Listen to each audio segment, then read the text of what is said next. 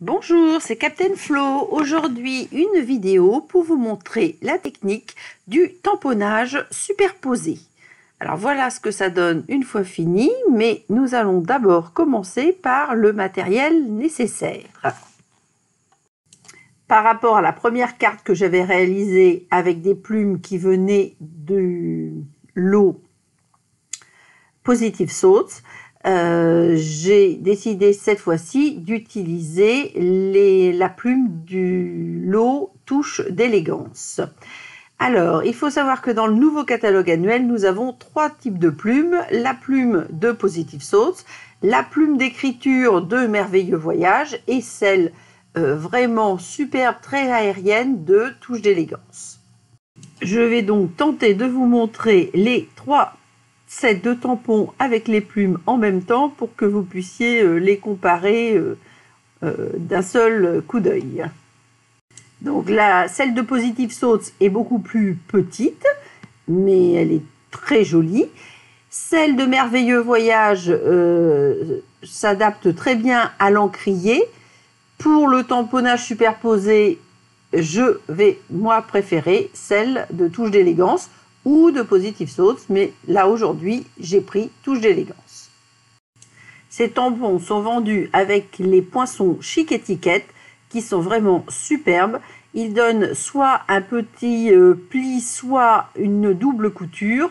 Ils peuvent être associés de manière concentrique, d'où la présentation que je fais dans ma pochette Stampin' Up.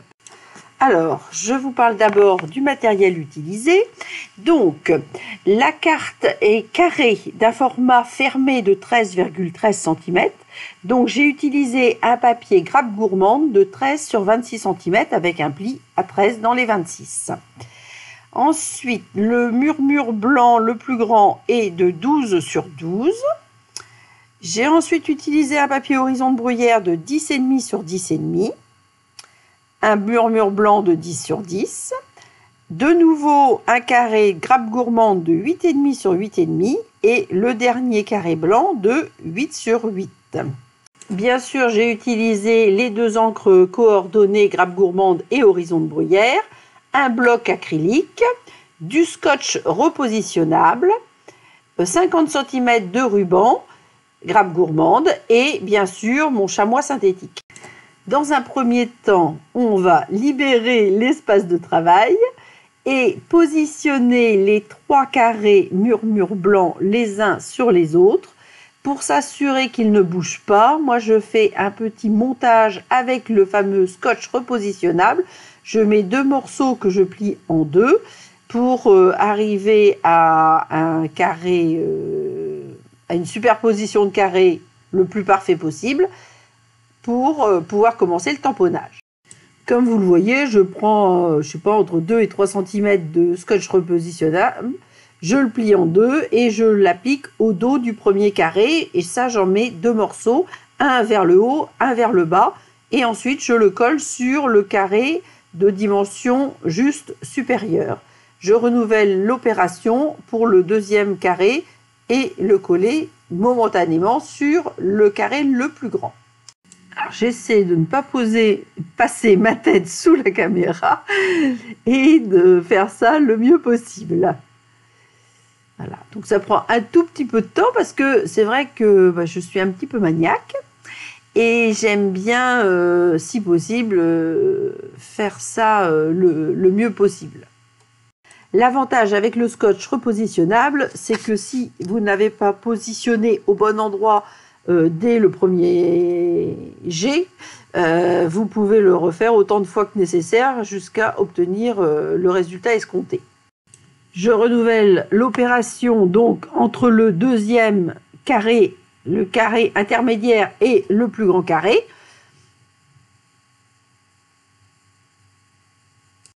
Et je vais bientôt pouvoir commencer mes tamponnages.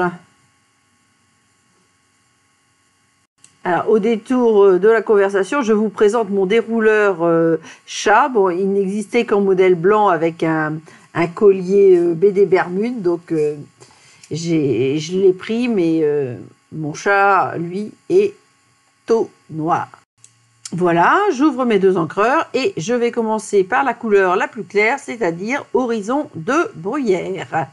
Alors, comme c'est un tamponnage aléatoire et que je ne veux surtout pas reproduire le même tamponnage à plusieurs endroits sur la carte de la même position, je n'ai pas utilisé aujourd'hui mon Stamparatus. Avec le Stamparatus, ça permet effectivement de faire un tamponnage parfaitement réussi, sans trace, avec le bord des tampons. Là, ça ne sera pas tout à fait le cas, mais ce qui est important, c'est que le tamponnage soit aléatoire, avec une répartition différente de la taille de la plume, c'est-à-dire des plumes entières, des morceaux de plumes, des extrémités de plumes, etc. Donc je nettoie mon tampon et maintenant je vais passer avec l'encre Grappe Gourmande. Je laisserai au centre un espace libre pour pouvoir tamponner le texte que j'ai sorti du set Touche d'élégance et que j'aime beaucoup, un petit bonjour. Comme vous le voyez, je change systématiquement la position de la plume à chaque tamponnage. Comme il y a une superposition de 3 papiers, il est important d'appuyer un petit peu fort tout de même pour que l'ensemble du tampon soit bien marqué. Il existe de ce fait un risque d'avoir un petit trait du pourtour du tampon, ce qui m'arrive là avec l'une des plumes, mais que je vais masquer tout à l'heure avec une découpe. Je suis restée là dans un dégradé de mauve, mais vous avez vu sur la première carte, j'avais associé 3 couleurs. Donc c'est vraiment selon votre choix, le motif, ce que vous avez envie de tamponner selon votre choix de couleur. Concernant le tamponnage des plumes, c'est terminé. Nous allons passer maintenant au tamponnage du texte. Pour ça, je reviens à l'utilisation du Stamparatus qui permet de tamponner parfaitement horizontalement puisque j'aligne mon tampon sur le quadrillage du rabat en plexi. L'autre avantage, c'est que si vous n'avez pas bien tamponné, si vous manque une partie du texte, etc., rien ne vous empêche de réappuyer avec la plaque. Et comme ça n'aura pas bougé puisque le papier est fixé avec l'aimant, vous serez parfaitement au même endroit et vous n'aurez pas raté votre tamponnage. Le tamponnage venant à la fin de tout le travail de tamponnage superposé des plumes, ça serait dommage de rater le texte. Bon, je range le Stamparatus et nous allons pouvoir maintenant passer au montage de la carte en alternant les papiers fantaisie et les papiers unis. En tout premier lieu, nous démontons la pyramide de papier superposé, on enlève le scotch repositionnable, mais on garde bien les éléments, bon là c'est assez facile, mais dans le bon sens, c'est-à-dire qu'on les pose toujours le haut vers le haut, pour pouvoir reconstituer parfaitement le motif à la fin du montage. Donc je reprends aussi les éléments de la carte pour insérer les feuilles unies entre les motifs et nous allons maintenant procéder au collage carré par carré. Donc d'après les mesures que je vous ai données, je mate avec un papier uni à 0,5 de plus que le carré blanc tamponné, sauf pour la carte où j'ai laissé 1 cm de chaque côté afin de bien voir quand même la couleur de la carte.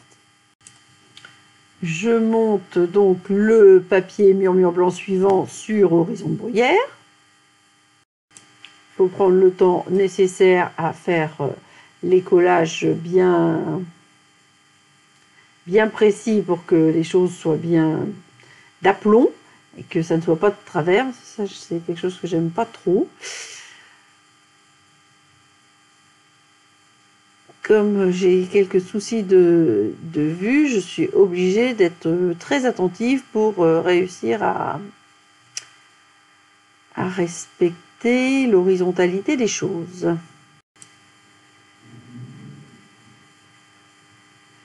Voici donc le dernier collage du plus grand des carrés avant de reconstituer la pyramide. Donc maintenant je colle carré par carré en respectant toujours le sens du dessin.